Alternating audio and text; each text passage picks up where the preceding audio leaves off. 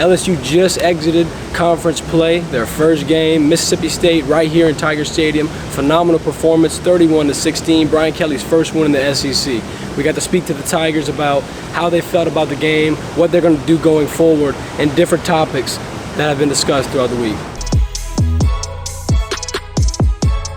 We talked to Charles Turner, where he told us that the main goals for the offensive line are to block, start fast. The team morale, it's getting hyped now. Off of 2 big wins, I mean, you beat Southern. You could have hung 100 points on them if you kept the starters in, it seemed like. Then you go out against SEC, playing against all odds as the underdog, go out and get your first dub in conference play. Of course, the morale is hype. Jane Daniels, blocking for him seems pretty easy for the offensive line, and Turner confirmed that, saying that, when someone can use their feet to make something out of nothing, of course it's easy to block them. What's the morale like in the locker room after 2 consecutive wins? I would say the morale is good. We're starting to try to find ourselves and find our identity. So after these last 2 wins, the morale has been great.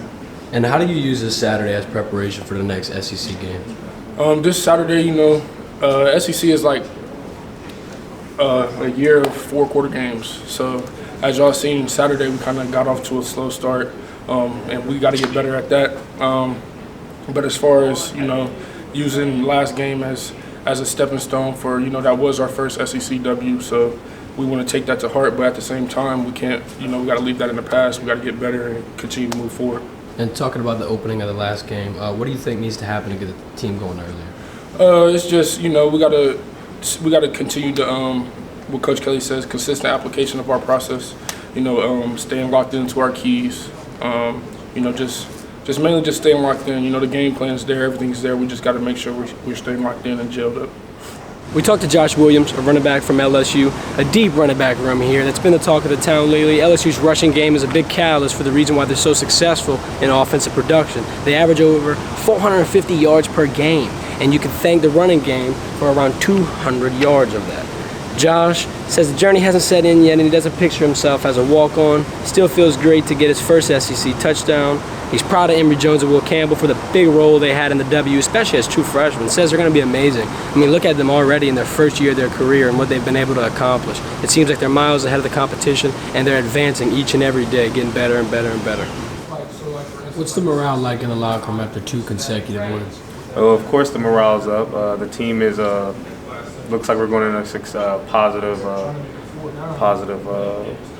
in a positive way, but I feel like it's the same as every week. We reset every week after the game, and we get ready for the new opponent. We don't look down on anybody that we play. We reset and we get ready for the next opponent. So I feel like we're just getting ready and not overlooking them.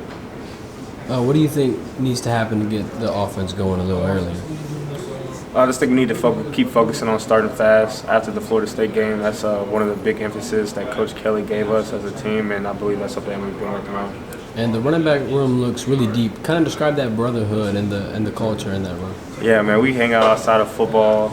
It's not just in football, like a football deal. So we've been knowing each other for years. Coach Frick has brought us together even more since the last couple of years. So we're really a tight-knit group. We talked to Jarrick Converse, who had a pretty important role. He grounded the air raid and he stopped Will Rogers. Overall, he thinks that the defense is getting better and that Matt House has the scheme fully installed for the Tigers going forward. He thinks this is just another week of focus. Sure, LSU's not in conference play, but New Mexico State is still a worthy opponent, and they're still going to provide ample opportunity to learn, grow, and adapt for the Tigers secondary. The Tigers secondary is always going to get, their iron sharpen iron moments, because you got guys like Kayshawn Boutte, Malik Neighbors, Chris Hilton, Jack Besh that you're guarding each and every day. But moments like this, especially outside of SEC conference play, is when you really get to sit in and set in your new schemes. You're not pressured by the bright lights. You don't have Bryce Young in Tiger Stadium. You can go out there and be comfortable and try some things out. There's a couple of scary moments on special teams with the tackling and whatnot. What's your insight on what's going on?